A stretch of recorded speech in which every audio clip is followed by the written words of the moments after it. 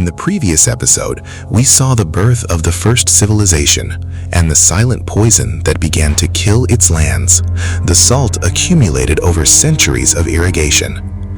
We also saw the political fragmentation and the rise of the first empire, created by Sargon of Akkad. But Sargon unified Mesopotamia only to see it crumble. The Akkadian collapse came around 2150 BC with a speed that left his contemporaries stunned. Tablets from the time describe apocalyptic scenes, abandoned cities, uncultivated fields, desecrated temples.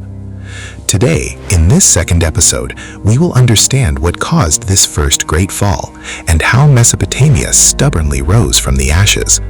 We will follow the dance of empires, the rise of Hammurabi's Babylon, and the brutality of the Assyrians, because each rebirth here was only the prelude to a new fall.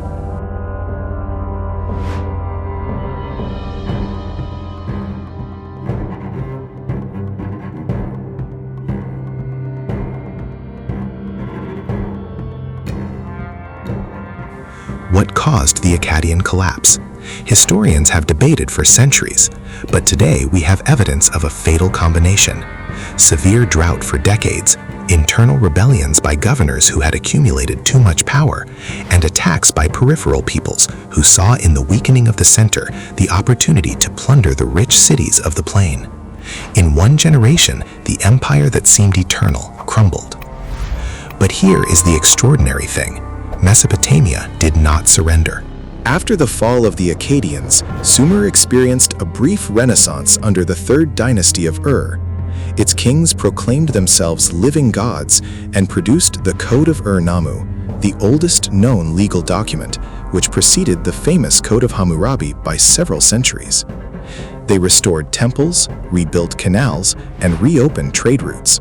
For a moment, it seemed they had learned from their mistakes. But history had other plans. The lesson that Mesopotamia did not learn, that no civilization seems to learn, is that infinite growth in a finite world is a mathematical impossibility, and that, sooner or later, the bill always comes due. It was then that Hammurabi of Babylon emerged. Around 1792 BC, this king inherited a small kingdom in the center of Mesopotamia. For 30 years, he acted with almost inhuman patience, building alliances, consolidating his base, waiting for the right moment. He did not attack strong enemies. He waited for them to wear themselves down in wars with each other. And when the moment came, he attacked with surgical precision. In less than a decade, he unified virtually all of Mesopotamia. But what distinguishes him from previous conquerors is what he did next. He engraved an exhaustive legal code of 282 laws on a stone stele more than 2 meters high, placed in the main temple so that everyone could read it. The Code of Hammurabi was not just a set of rules, it was a declaration of principles. The law of retaliation, an eye for an eye, a tooth for a tooth, was not a defense of revenge, but a limitation of it. Before, punishment depended on the whim of the powerful. With Hammurabi, punishment was proportional to the damage, regardless of social status. This was revolutionary. It was the seed of equality before the law. The reign of Hammurabi was the period of greatest stability that Babylon would know, but no glory lasts forever. After his death, Mesopotamia began to fragment again. Cities revolted, governors became independent, and peripheral peoples took up arms again. In a few generations, the empire he had so carefully built had crumbled.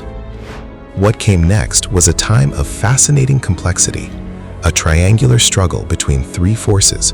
To the south, Babylon tried to preserve Hammurabi's legacy. To the east, the mountainous kingdom of Elam. To the north, Assyria, which would emerge as the most brutal military power the Middle East had ever known. Assyria deserves special attention in this process of attrition. Originating in the north, they built the first truly professional army in history.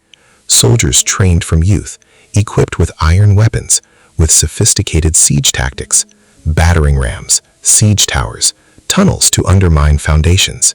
And above all, they cultivated a reputation for calculated cruelty. Reliefs show cities burned, prisoners impaled, populations deported. This strategy of terror worked for centuries. But it created a fatal problem. Each conquest generated new enemies. Each repression generated new resentments. The Assyrian Empire expanded until it became too enormous to manage. And when rebellions multiplied on all borders, the war machine could not be everywhere at once.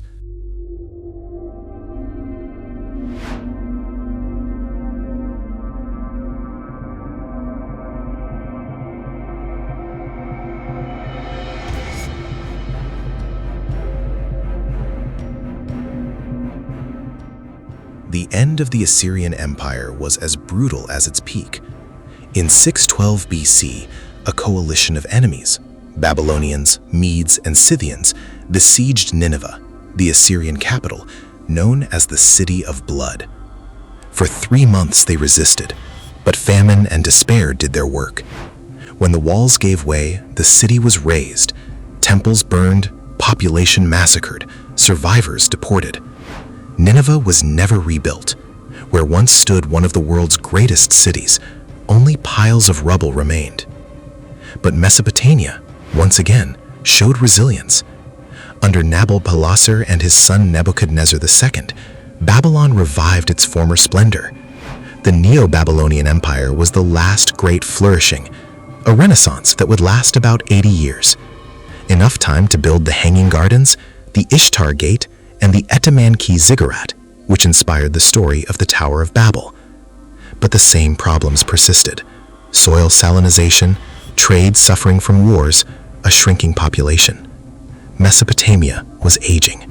And while Nebuchadnezzar built his sand castle, something was changing in the east.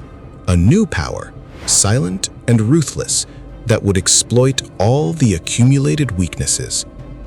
In the next episode, we will see the arrival of the Persians, the end of Mesopotamian independence, and the final silence of the gods.